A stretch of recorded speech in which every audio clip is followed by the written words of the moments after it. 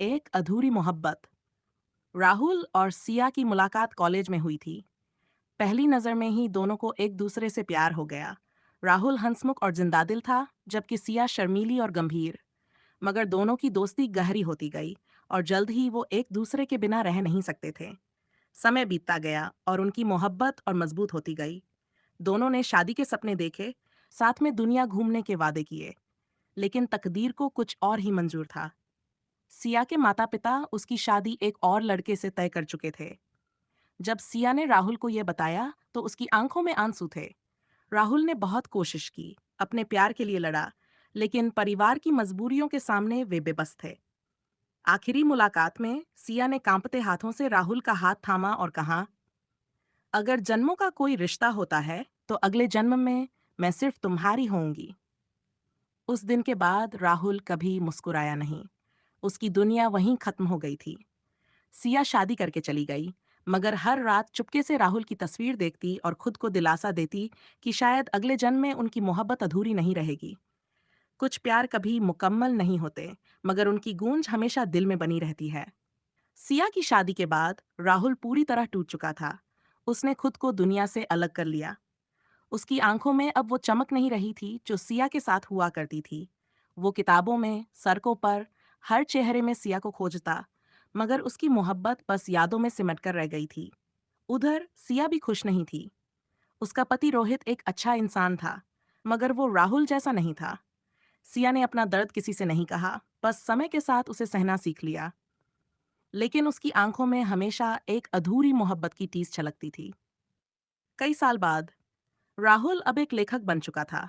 उसने अपनी और सिया की कहानी को एक किताब में लिख दिया, जिसका नाम था अधूरी मोहब्बत। ये किताब बहुत मशहूर हुई और एक दिन ये किताब सिया के हाथों तक भी पहुंच गई। जब उसने किताब पढ़ी, तो उसकी आंखों से आंसू रुकने का नाम नहीं ले रहे थे।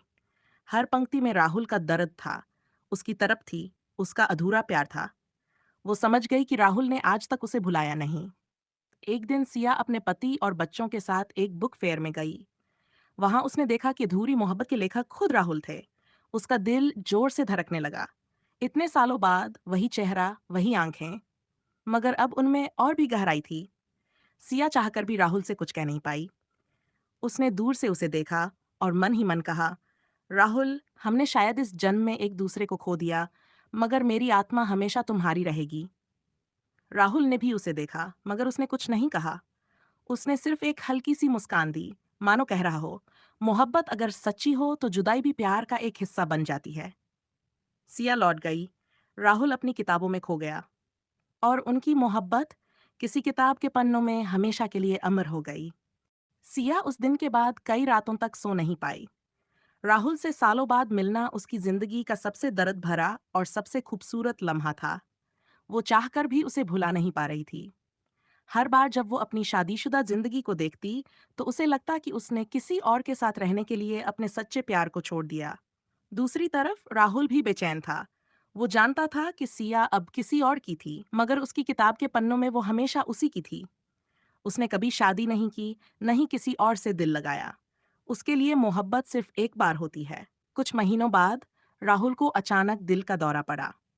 उसे अस्पताल में भर्ती कराया गया, मगर डॉक्टरों ने कहा कि अब बहुत देर हो चुकी है। उसे ज्यादा वक्त नहीं बचा था। सिया को जब इस खबर का पता चला, तो वो खुद को रोक नहीं पाई। वो राहुल से मिलने अस्पताल पहुंची। सालों बाद वो फिर से एक दूसरे के सामने थे, मगर इस बार हालात पहले से भी ज्यादा दर्दनाक थे। राहुल ने मुश्किल से अपनी आंखें खोली और हल्की मुस्कान के साथ कहा, सिया, लगता है अब मुझे जाना होगा, मगर इस बार मैं तुम्हारे बिना नहीं जाना चाहता।